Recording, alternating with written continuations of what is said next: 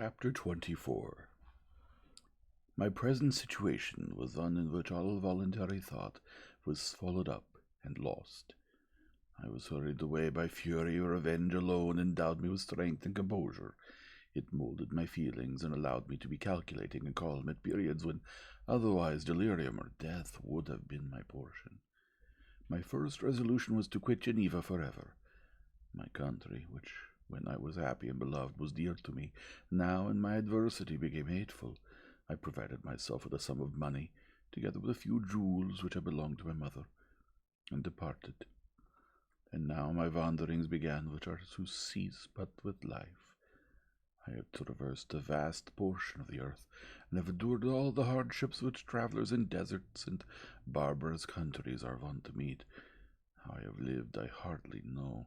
Many times have I stretched my failing limbs upon the sandy plain and prayed for death. But revenge kept me alive. I dared not die and leave my adversary in being. When I quitted Geneva, my first labour was to gain some clue by which I might trace the steps of my fiendish enemy. But my plan was unsettled, and I wandered many hours around the confines of the town, uncertain what path I should pursue. As night approached, I found myself at the entrance of the cemetery, where William, Elizabeth, and my father reposed. I entered it, and approached the tomb which marked their graves. Everything was silent except the leaves of the trees, which were gently agitated by the wind. The night was nearly dark, and the scene would have been solemn and affecting, even to an uninterested observer. The spirits of the departed seemed to flit around and to cast a shadow, which was felt but not seen, around the head of the mourner. The deep grief which this scene had at first excited quickly gave way to rage and despair. They were dead, and I lived. Their murderer also lived, and to destroy him I must drag out my very existence. I knelt on the grass and kissed the earth, and with quivering lips exclaimed, "By the sacred earth on which I kneel, by the shades that wander near me, by the deep and eternal grief that I feel, I swear, and by thee, O night, the spirits that preside over thee, to pursue the demon who caused this misery, until he or I shall perish in mortal conflict. And for this purpose I will preserve my life. To execute this dear revenge will I again behold the sun, and tread the green herbage of earth, which otherwise should vanish from my eyes forever.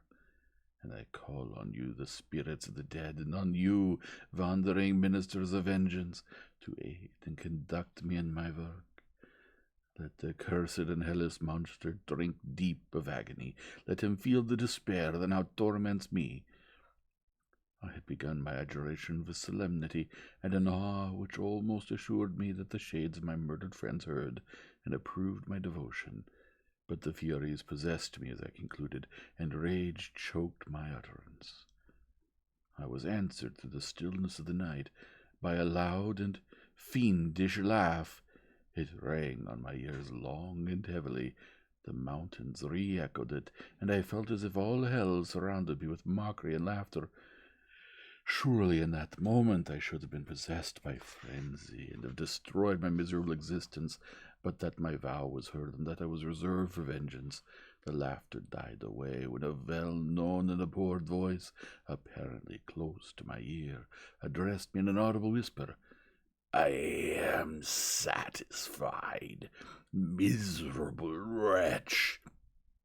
You have determined to live, and I am satisfied." I darted towards the spot from which the sound proceeded, but the devil eluded my grasp. Suddenly the broad disk of the moon arose and shone full upon his ghastly and distorted shape as he fled with more than mortal speed.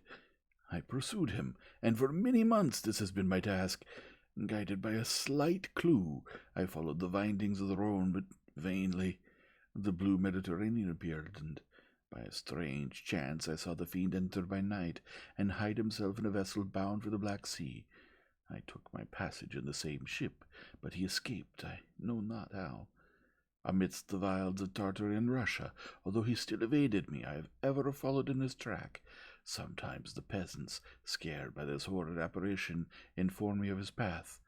Sometimes he himself, who feared that if I lost all trace of him I should despair and die, left some mark to guide me.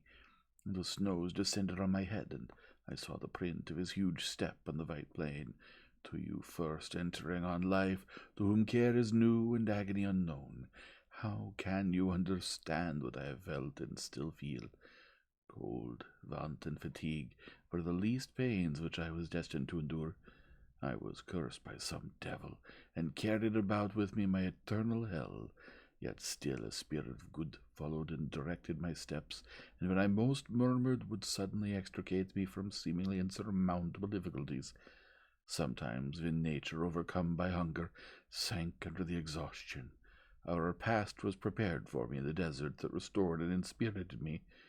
The fare was indeed coarse, such as the peasants of the country ate, but I will not doubt that it was set there by the spirits that I had invoked to aid me. Often, when all was dry, the heavens cloudless, and I was parched by thirst, a slight cloud would bedim the sky, shed the few drops that revived me, and vanish.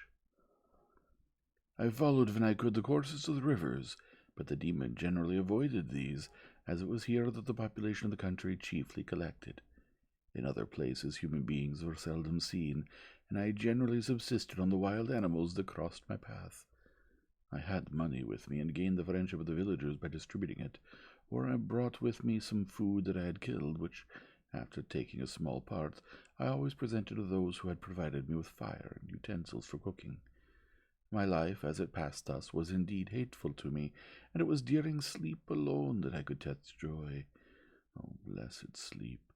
Often, when most miserable, I sank to repose, and my dreams lulled me even to rapture.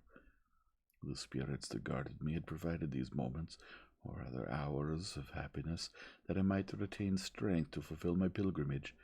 Deprived of this respite, I should have sunk under my hardships. During the day I was sustained and inspirited by the hope of night, for in sleep I saw my friends, my wife, and my beloved country. Again I saw the benevolent countenance of my father, heard the silver tones of Elizabeth's voice, and beheld Clerval enjoying health and youth. Often, when wearied by a toilsome march, I persuaded myself that I was dreaming until night should come, and that I should then enjoy reality in the arms of my dearest friends. What agonizing fondness did I feel for them! How did I cling to their dear forms, as sometimes they haunted even my waking hours, and persuade myself that they still lived. At such moments vengeance, that burned within me and died in my heart, and I pursued my path towards the destruction of the demon more as a task enjoined by heaven, as the mechanical impulse of some power of which I was unconscious, than as the ardent desire of my soul. But his feelings whom I pursued, I cannot know. Sometimes, indeed, he left marks in writing on the barks of the trees, or cut in stone, that guided me and instigated my fury. "My reign is not yet over."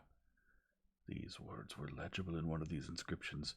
"You live, and my power is complete. Follow me.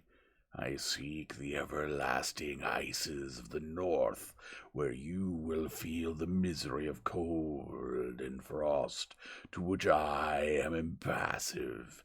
You will find near this place, if you follow not too tardily, a dead hare. Eat and be refreshed. Come on, my enemy. We have yet to wrestle for our lives, but many hard and miserable hours must you endure until that period shall arrive." Scoffing devil! Again do I vow vengeance, again do I devote thee, miserable fiend, to torture and death.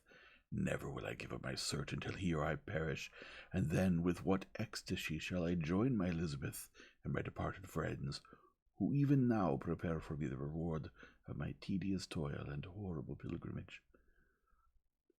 As I still pursued my journey to the northward, the snows thickened, and the cold increased in a degree almost too severe to support. The peasants were shut up in their hovels, and only a few of the most hardy ventured forth to seize the animals whom starvation had forced from their hiding places to seek for prey. The rivers were covered with ice, and no fish could be procured, and thus I was cut off from my chief article of maintenance. The triumph of my enemy increased with the difficulty of my labors. One inscription they left was in these words: "Prepare! Your toils only begin.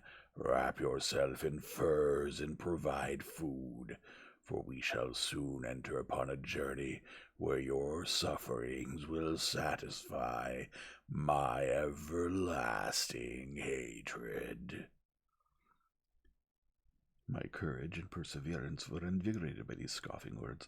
I resolved not to fall in my purpose, and calling on heaven to support me, I continued with unabated fervor to traverse immense deserts until the ocean appeared at a distance and formed the utmost boundary of the horizon. Oh, how unlike it was to the blue seasons of the south! Covered with ice, it was only to be distinguished from land by its superior wildness and ruggedness. The Greeks wept for joy when they beheld the Mediterranean from the hills of Asia, and hailed with rapture the boundary of their toils. I did not weep, but I knelt down and with a full heart thanked my guiding spirit for conducting me in safety to the place where I hoped, notwithstanding my adversary's jibe, to meet and grapple with him. Some weeks before this period, I had procured a sledge and dogs, and thus traversed the snows with inconceivable speed. I know not whether the fiend possessed the same advantages, but I found that, as before I had daily lost ground in the pursuit, I now gained on him, so much so that when I first saw the ocean, he was but 1 day's journey in advance, and I hoped to intercept him before he should reach the beach. With new courage, therefore, I pressed on, and in 2 days arrived at a wretched hamlet on the seashore. I inquired of the inhabitants concerning the fiend, and gained accurate information. A gigantic monster, they said, had arrived the night before, armed with a gun and many pistols, putting to fight the inhabitants of a solitary cottage through fear of his terrific appearance.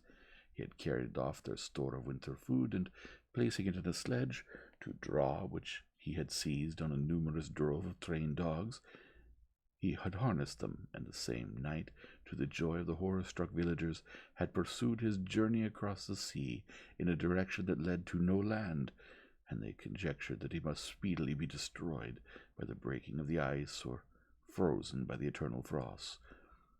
On hearing this information, I suffered a temporary access of despair. He had escaped me, and I must commence a destructive and almost endless journey across the mountainous ices of the ocean, amidst cold that few of the inhabitants could long endure, and which I, the native of a genial and sunny climate, could not hope to survive. Yet at the idea that the fiend should live and be triumphant, my rage and vengeance returned, and, like a mighty tide, overwhelmed every other feeling.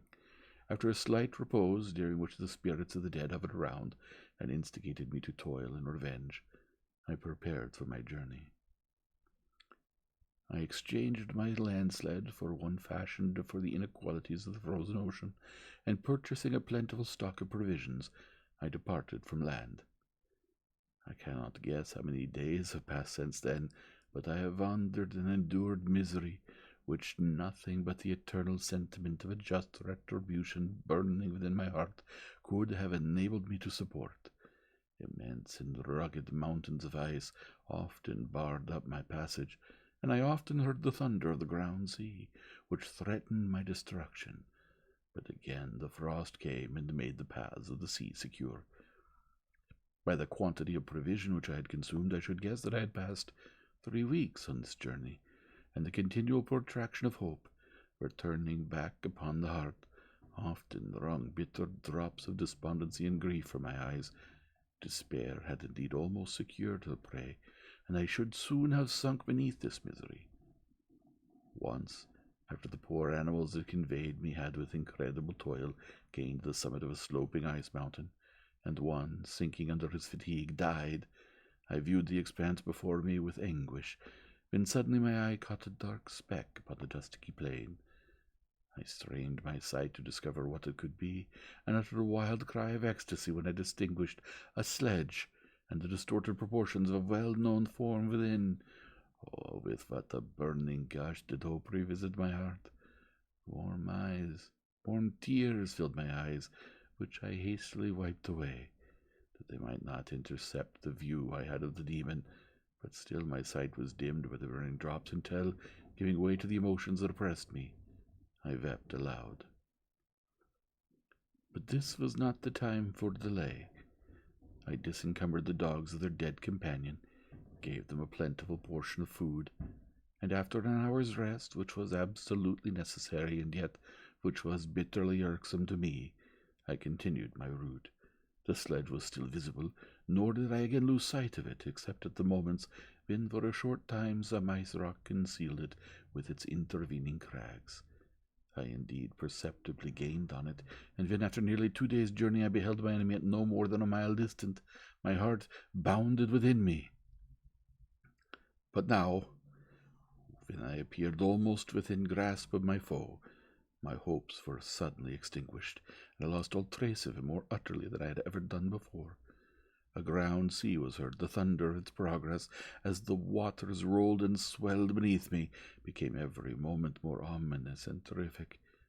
I pressed on, but in vain. The wind arose, the sea roared, and, as with the mighty shock of an earthquake, it split and cracked with a tremendous and overwhelming sound. The work was soon finished. In a few minutes a tumultuous sea rolled between me and my enemy, and I was left drifting on a scattered piece of ice that was continually lessening and thus preparing me for a hideous death. In this manner many appalling hours passed. Several of my dogs died, and I myself was about to sink under the accumulation of distress, when I saw your vessel riding at anchor and holding forth to me hopes of succor and life. I had no conception that vessels ever came so far north, and was astounded at the sight. I quickly destroyed part of my sledge to construct oars, and by these means was enabled with infinite fatigue to move my ice raft in the direction of your ship. I had determined, if you were going southwards, still to trust myself to the mercy of the seas, rather than abandon my purpose. I hoped to induce you to grant me a boat with which I could pursue my enemy, but your direction was northwards. You took me on board when my vigor was exhausted, and I should have soon sunk under my multiplied hardships into a death which I still dread, for my task is unfulfilled. Oh, when will my guiding spirit in conducting me to the demon allow me the rest I so much desire? Or must I die and he yet live? If I do, swear to me, Walton, that he shall not escape, that you will seek him and satisfy my vengeance in his death. And do I dare to ask of you to undertake my pilgrimage, to endure the hardships that I have undergone? No, I am not so selfish. Yet, when I am dead, if he should appear, if the ministers of vengeance should conduct him to you, swear that he shall not live. Swear that he shall not triumph over my accumulated woes and survive to add to the list of his dark crimes. He is eloquent and persuasive, and once his words had even power over my heart. But trust him not. His soul is as hellish as his form, full of treachery and fiend-like malice. Hear him not. Call in the names of William, Justine, Clerval, Elizabeth, my father, and of the wretched Victor, and thrust your sword into his heart. I will hover near, and direct the steel right. Walton, in continuation. August 26th. You have read this strange and terrific story, Margaret, and do you not feel your blood congeal with horror, like that which even now curdles mine? Sometimes, seized with sudden agony, he could not continue his tale. At others, his voice broken, yet piercing, uttered with difficulty the words so replete with anguish. His fine and lovely eyes were now lighted up with indignation, now subdued to downcast sorrow and quenched in infinite wretchedness. Sometimes he commanded his countenance and tones, and related the most horrible incidents with a tranquil voice, suppressing every mark of agitation. Then, like a volcano bursting forth, his face would suddenly change to an expression of the wildest rage as he shrieked out imprecations on his persecutor. His tale is connected, and told with an appearance of the simplest truth, yet I own to you that the letters of Felix and Savy, which he showed me, and the apparition of the monster seen from our ship, brought to me a greater conviction of the truth of his narrative than his asseverations, however earnest and connected. Such a monster has, then, really existence. I cannot doubt it, yet I am lost in surprise and admiration. Sometimes I endeavor to gain from Frankenstein the particulars of his creature's formation, but on this point he was impenetrable. Are you mad, my friend? Or whither does your senseless curiosity lead you? Would you also create for yourself and the world a demoniacal enemy? Peace, peace. Learn my miseries, and do not seek to increase your own. Frankenstein discovered that I made notes concerning his history. He asked to see them, and then himself corrected and augmented them in many places, but principally in giving the life and spirit to the conversations he held with his enemy.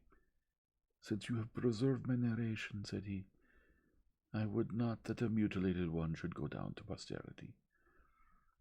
Thus has a week passed away, while I have listened to the strangest tale that ever imagination formed. My thoughts and every feeling of my soul have been drunk up by the interest for my guest which this tale and his own elevated and gentle manners have created. I wish to soothe him, yet can I counsel one so infinitely miserable, so destitute of every hope and consolation to live? Oh, no. The only joy that he can now know will be when he composes the shattered spirit to death and peace. Yet he enjoys one comfort, the offspring of solitude and delirium. He believes that when in dreams he holds converse with his friends, and derives from that communion consolation for his miseries or excitements to his vengeance, that they are not the creations of his fancy, but the beings themselves who visit him from the regions of a remote world. This faith gives a solemnity to his reveries that render them to me almost as imposing and interesting as truth. Our conversations are not always confined to his own history and misfortunes. On every point of general literature he displays unbounded knowledge and a quick and piercing apprehension. His eloquence is forcible and touching, nor can I hear him when he relates a pathetic incident or endeavors to move the passions of pity or love without tears. What a glorious creature must he have been in the days of his prosperity, when he is thus noble and godlike in ruin. He seems to feel his own worth and the greatness of his fall. When younger, said he, I believed myself destined for some great enterprise. My feelings are profound, but I possessed a coolness of judgment that fitted me for illustrious achievements. This sentiment of the worth of my nature supported me when others would have been oppressed, for I deemed it criminal to throw away in useless grief those talents that might be useful to my fellow creatures. When I reflected on the work I had completed, no less a one than the creation of a sensitive and rational animal, I could not rank myself with the herd of common projectors. But this thought, which supported me in the commencement of my career, now serves only to plunge me lower in the dust. All my speculations and hopes are as nothing, and like the archangel who aspired to omnipotence, I am chained in an eternal hell. My imagination was vivid, yet my powers of analysis and application were intense. By the union of these qualities I conceived the idea and executed the creation of a man. Even now I cannot recollect without passion my reveries, while the work was incomplete. I trod heaven in my thoughts, now exulting in my powers, now burning with the idea of their effects. From my infancy I was imbued with high hopes and a lofty ambition, but how am I sunk? Oh, my friend, if you had known me as I once was, you would not recognize me in this state of degradation. Despondency rarely visited my heart. A high destiny seemed to bear me on until I fell, never, never again to rise. Must I then lose this miserable and admirable being, I have longed for a friend. I have sought one who would sympathize with and love me. Behold, on those desert seas I have found such a one, but I fear I have gained him only to know his value and lose him. I would reconcile him to life, but he repulses the idea. I thank you, Walton, he said, for your kind intentions towards so miserable a wretch. But when you speak of new ties and fresh affections, think you that any can replace those who are gone?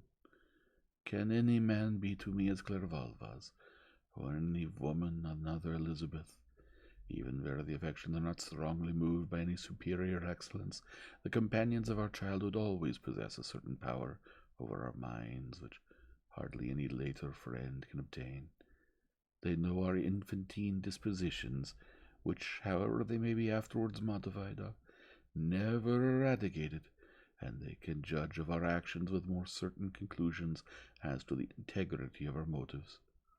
A sister or a brother can never, unless indeed such symptoms have been shown early, suspect the other of fraud or false dealing, but another friend, however strongly may be attached, may, in spite of himself, be contemplated with suspicion. But I enjoyed friends, dear not only through habit and association, but from their own merits, and wherever I am, the soothing voice of my Elizabeth and the conversation of Clerval will be ever whispered in my ear. They are dead, and but one feeling in such a solitude can persuade me to preserve my life. If I were engaged in any high undertaking or design, fraught with extensive utility to my fellow creatures, then could I live to fulfill it, but such is not my destiny. I must pursue and destroy the being to whom I gave existence. Then my lot on earth will be fulfilled, and I may die. September 2nd. My beloved sister, I write to you encompassed by peril and ignorant whether I am ever doomed to see again dear England and the dear friends that inhabit it. I am surrounded by mountains of ice, which admit of no escape and threaten every moment to crush my vessel. The brave fellows whom I have persuaded to be my companions look towards me for aid, but I have none to bestow. There is something terribly appalling in our situation, yet my courage and hopes do not desert me. Yet it is terrible to reflect that the lives of all these men are endangered through me. If we are lost, my mad schemes are the cause. And what, Margaret, will be the state of your mind? You will not hear of my destruction, and you will anxiously await my return. Years will pass, and you will have visitings of despair, and yet be tortured by hope. Oh, my beloved sister, the sickening failing of your heartfelt expectations is, in prospect, more terrible to me than my own death. But you have a husband and lovely children. You may be happy. Heaven bless you and make you so. My unfortunate guest regards me with the tenderest of compassion. He endeavors to fill me with hope, and talks as if life were a possession which he valued. He reminds me how often the same accidents have happened to other navigators who have attempted this sea, and in spite of myself he fills me with cheerful auguries. Even the sailors feel the power of his eloquence. When he speaks, they no longer despair. He rouses their energies, and while they hear his voice, they believe these vast mountains of ice are molehills which will vanish before the resolutions of man. These feelings are transitory. Each day of expectation delayed fills them with fear, and I almost dread a mutiny caused by this despair. September 5th. A scene has just passed of such uncommon interest that, although it is highly probable that these papers may never reach you, yet I cannot forbear recording it. We are still surrounded by mountains of ice, still in imminent danger of being crushed in their conflict. The cold is excessive, and many of my unfortunate comrades have already found a grave amidst this scene of desolation. Frankenstein has daily declined in health. A feverish fire still glimmers in his eyes, but he is exhausted, and when suddenly roused to any exertion, he speedily sinks again into apparent lifelessness. I mentioned in my last letter the fears I entertained of a mutiny. This morning, as I sat watching the wan countenance of my friend, his eyes half closed and his limbs hanging listlessly, I was roused by half a dozen of the sailors, who demanded admission into the cabin. They entered, and their leader addressed me. He told me that he and his companions had been chosen by the other sailors to come in deputation to me to make me a requisition which, in justice, I could not refuse. We were immured in ice, and should probably never escape, but they feared that, if, as was possible, the ice should dissipate and a free passage be opened, I should be rash enough to continue my voyage and lead them into fresh dangers, after they might happily have surmounted this. They insisted, therefore, that I should engage with a solemn promise that if the vessel should be freed, I would instantly direct my course southwards. This speech troubled me. I had not despaired, nor had I yet conceived the idea of returning if set free. Yet could I, in justice, or even in possibility, refuse this demand? I hesitated before I answered, when Frankenstein, who had at first been silent, and indeed appeared hardly to have force enough to attend, now roused himself. His eyes sparkled, and his cheeks flushed with momentary vigor. Turning towards the men, he said, "What do you mean? What do you demand of your captain? Are you then so easily turned from your design? Did you not call this a glorious expedition? And wherefore was it glorious? Not because the way was smooth and placid as the southern sea, but because it was full of dangers and terror, because at every new incident your fortitude was to be recalled forth, and your courage exhibited, because danger and death surrounded it, and these you were to brave and overcome. For this was it an honorable undertaking.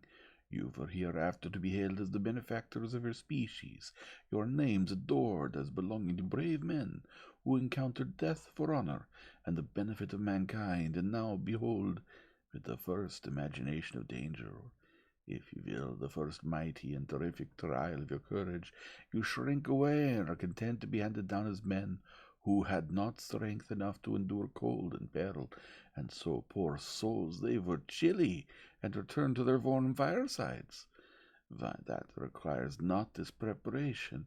You need not have come thus far and dragged your captain to the shame of a defeat merely to prove yourselves cowards. Oh, be men, or be more than men. Be steady to your purposes, and firm as a rock. This ice is not made of such stuff as your hearts may be. It is mutable, and cannot withstand you if you say that it shall not. Do not return to your families with a stigma of disgrace marked on your brows. Return as heroes who have fought and conquered, and who know not what it is to turn their backs on the foe." He spoke this with a voice so modulated to the different feelings expressed in his speech, with an eye so full of lofty design and heroism, that can you wonder that these men were moved? They looked at one another and were unable to reply. I spoke. I told them to retire and consider of what had been said, that I would not lead them farther north if they strenuously desired the contrary, but that I hoped that, with reflection, their courage would return. They retired, and I turned towards my friend, but he was sunk in languor, and almost deprived of life. How all this will terminate I know not, but I had rather die than return shamefully, my purpose unfulfilled. Yet I fear such will be my fate. The men, unsupported by ideas of glory and honor, can never willingly continue to endure the present hardships. September 7th. The die is cast. I have consented to return if we are not destroyed. Thus are my hopes blasted by cowardice and indecision. I come back ignorant and disappointed. It requires more philosophy than I possess to bear this injustice with patience. September 12th. It is past. I am returning to England. I have lost my hopes of utility and glory. I have lost my friend. But I will endeavor to detail these bitter circumstances to you, my dear sister, and while I am wafted towards England and towards you, I will not despond. September 9th, the ice began to move, and roarings like thunder were heard at a distance as the island split and cracked in every direction. We were in the most imminent peril, but As we could only remain passive, my chief attention was occupied by my unfortunate guest, whose illness increased in such a degree that he was entirely confined to his bed. The ice cracked behind us and was driven with force towards the north. A breeze sprang from the west, and on the 11th the passage towards the south became perfectly free. When the sailors saw this, and that their return to their native country was apparently assured, a shout of tumultuous joy broke from them, loud and long continued. Frankenstein, who was dozing, awoke and asked the cause of the tumult. "They shout," I said, "because they will soon return to England." "Do you then really return?" "Alas, yes, I cannot withstand their demands. I cannot lead them unwillingly to danger, and I must return." "Do so if you will, but I will not. You may give up your purpose, but mine is assigned to me by heaven, and I dare not. I am weak, but surely the spirit who assists my vengeance will endow me with sufficient strength." Saying this, he endeavored to spring from the bed, but the exertion was too great for him. He fell back and fainted. It was long before he was restored, and I often thought that life was entirely extinct. At length he opened his eyes. He breathed with difficulty and was unable to speak.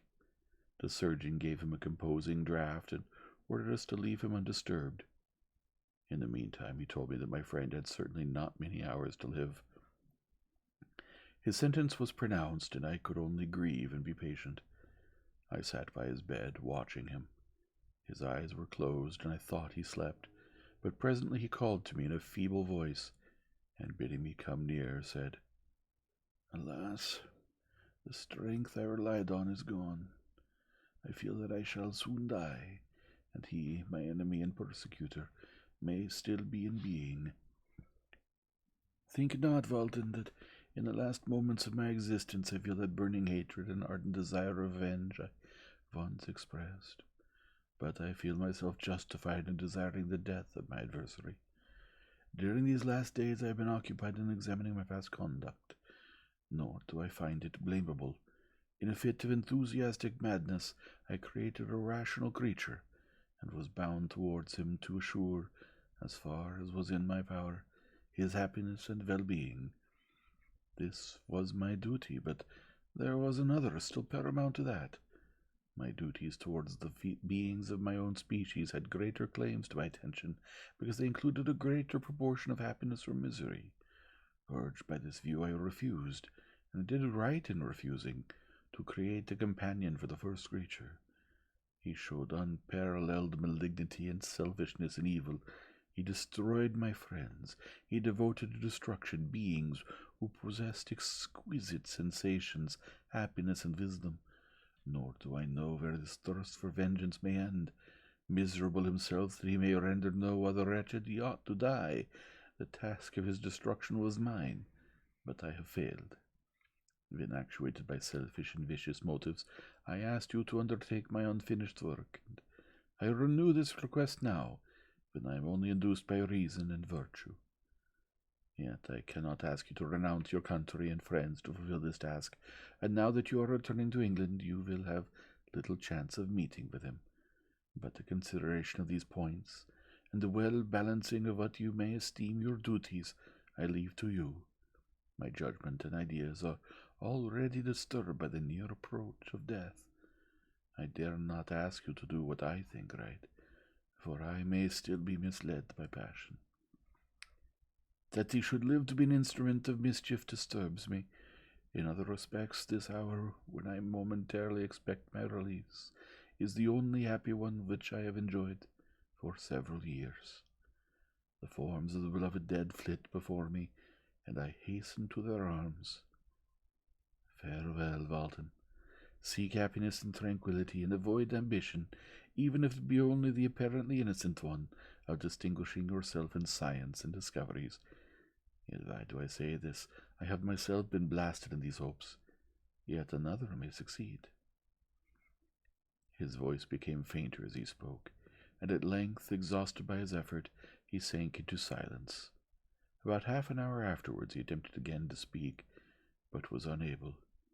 He pressed my hand feebly, and his eyes closed forever, while the irradiation of a gentle smile passed away from his lips. Margaret, what comment can I make on the untimely extinction of this glorious spirit? What can I say that will enable you to understand the depth of my sorrow? All that I should express would be inadequate and feeble. My tears flow. My mind is overshadowed by a cloud of disappointment. But I journey towards England, and I may there find consolation. I am interrupted. What do these sounds portend? It is midnight. The breeze blows fairly, and the watch on deck scarcely stir. Again there is a sound as of a human voice, but hoarser. It comes from the cabin, where the remains of Frankenstein still lie. I must arise and examine. Good night, my sister. Great God, what a scene has just taken place! I am yet dizzy with the remembrance of it. I hardly know whether I shall have the power to detail it, yet the tale which I have recorded would be incomplete without this final and wonderful catastrophe. I entered the cabin where lay the remains of my ill-fated and admirable friend. Over him hung a form which I cannot find words to describe, gigantic in stature, yet uncouth and distorted in its proportions. As he hung over the coffin, his face was concealed by long locks or ragged hair, but one vast hand was extended, in color and apparent texture like that of a mummy. When he heard the sound of my approach, he ceased to utter exclamations of grief and horror, and sprung towards the window. Never did I behold a vision so horrible as his face, of such loathsome yet appalling hideousness. I shut my eyes involuntarily, and endeavored to recollect what were my duties with regard to this destroyer. I called on him to stay. He paused, looking at me with wonder, and again turning toward the lifeless form of his creator. He seemed to forget my presence, and every feature and gesture seemed instigated by the wildest rage of some uncontrollable passion. "That is also my victim," he exclaimed.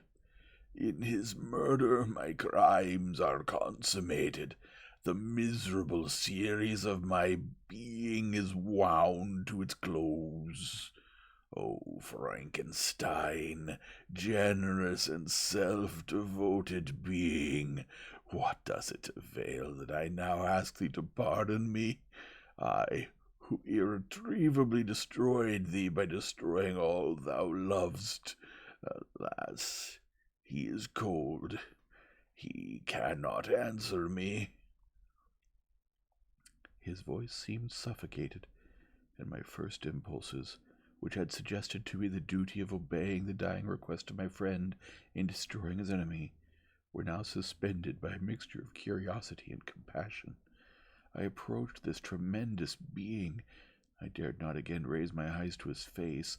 There was something so scarring and unearthly in his ugliness.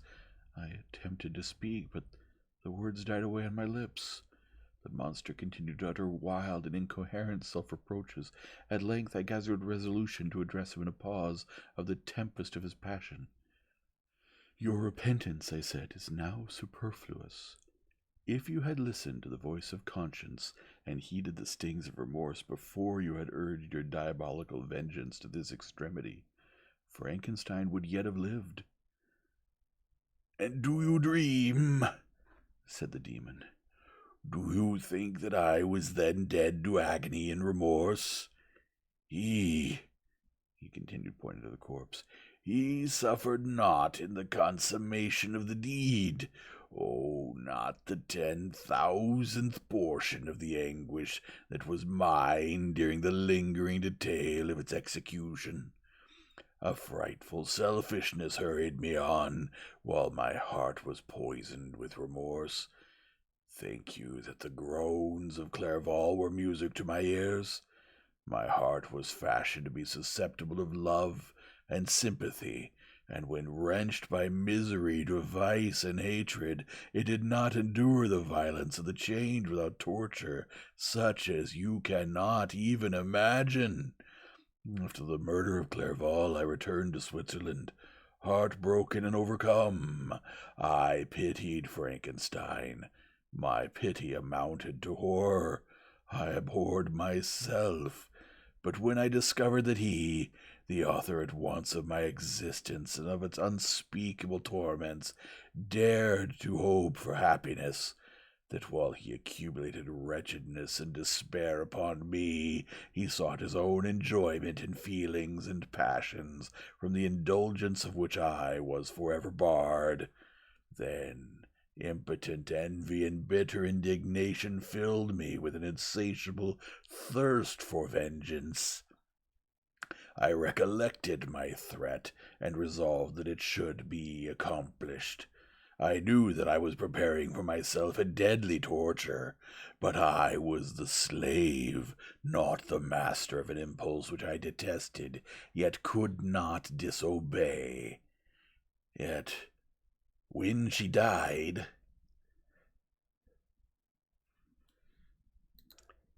nay, then I was not miserable. I had cast off all feeling, subdued all anguish, to riot in the excess of my despair. Evil thenceforth became my good.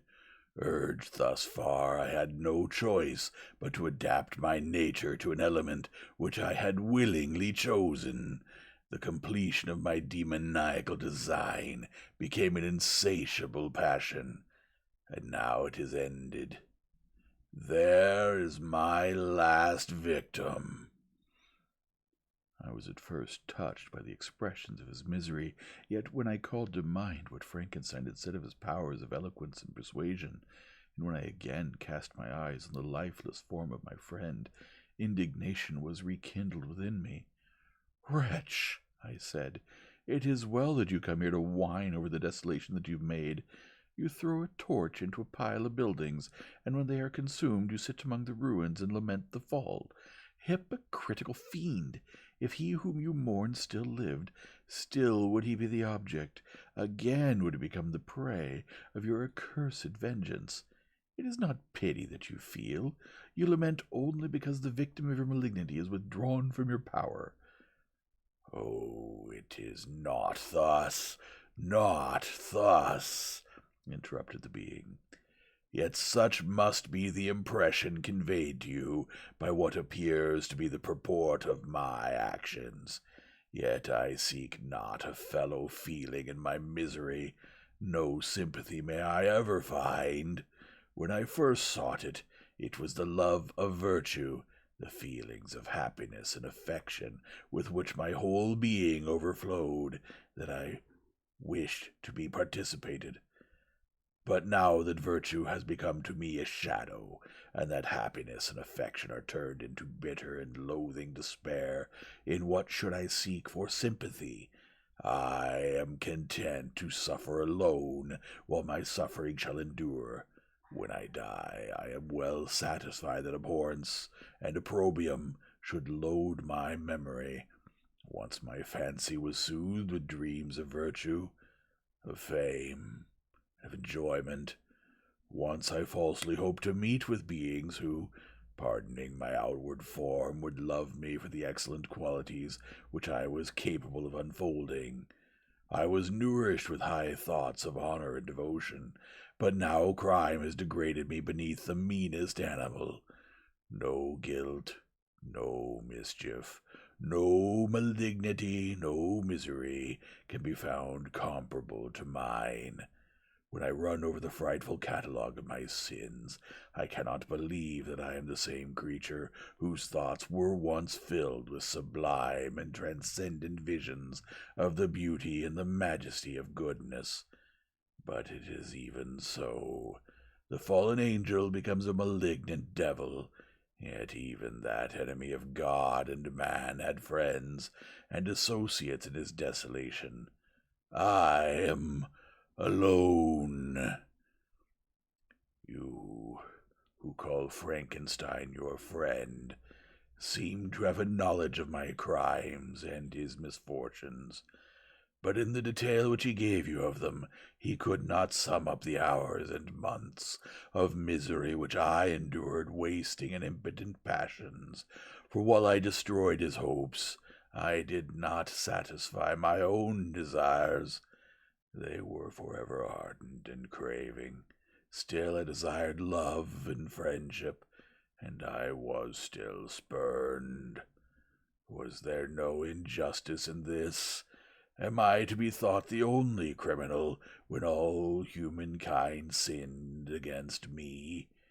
Why do you not hate Felix, who drove his friend from his door with contumely? Why do you not execrate the rustic who sought to destroy the Saviour of his child? Nay, these are virtuous and immaculate beings. I, the miserable and the abandoned, am an abortion, to be spurned at and kicked and trampled on. Even now my blood boils at the recollection of this injustice. But it is true that I am a wretch. I have murdered the lovely and the helpless.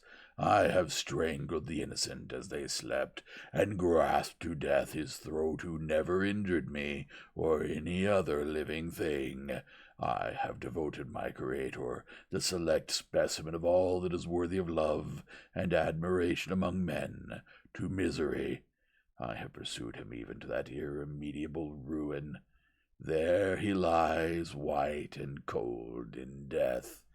You hate me, but your abhorrence cannot equal that with which I regard myself. I look on the hands which executed the deed.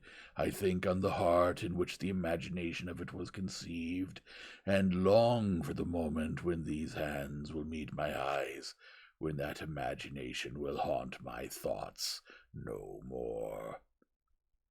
Fear not that I shall be the instrument of future mischief. My work is nearly complete. Neither yours nor any man's death is needed to consummate the series of my being and accomplish that which must be done, but it requires my own. Do not think that I shall be slow to perform this sacrifice. I shall quit your vessel on the ice raft which brought me thither, and shall seek the most northern extremity of the globe. I shall collect my funeral pile, and consume to ashes this miserable frame, that its remains may afford no light to any curious and unhallowed wretch who would create such another as I have been. I shall die. I shall no longer feel the agonies which now consume me, or be the prey of feelings unsatisfied yet unquenched. He is dead who called me into being, and when I shall be no more, the very remembrance of us both will speedily vanish. I shall no longer see the sun, or stars, or feel the winds play on my cheeks. Light, feeling, and sense will pass away, and in this condition must I find my happiness. Some years ago, when the images which this world affords first opened upon me, when I felt the cheering warmth of summer, and heard the rustling of the leaves and the warbling of the birds, and these were all to me, I should have wept to die. Now it is my only consolation.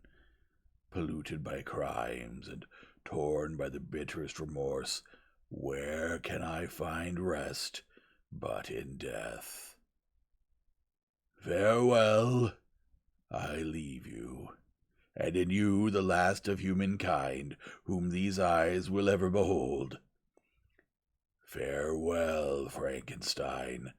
If thou wert yet alive, and yet cherished a desire of revenge against me, it would be better satiated in my life than in my destruction. But it was not so. Thou didst seek my extinction, that I might not cause greater wretchedness, and if yet, in some mode unknown to me, thou hadst not ceased to think and feel, thou wouldst not desire against me a vengeance greater than that which I feel. Blasted as thou wert, my agony was still superior to thine, for the bitter sting of remorse will not cease to rankle in my words until death shall close them forever. But soon, he cried with sad and solemn enthusiasm, I shall die, and what I now feel be no longer felt. Soon these burning miseries will be extinct. I shall ascend to my funeral pile triumphantly, and exult in the agony of the torturing flames. The light of that conflagration will fade away. My ashes will be swept into the sea by the winds. My spirit will sleep in peace, or if it thinks, it will not surely think thus. Farewell. He sprang from the cabin window as he said this, upon the ice raft which lay close to the vessel. He was soon borne away by the waves, and lost in darkness and distance. The end of Mary Shelley's Frankenstein.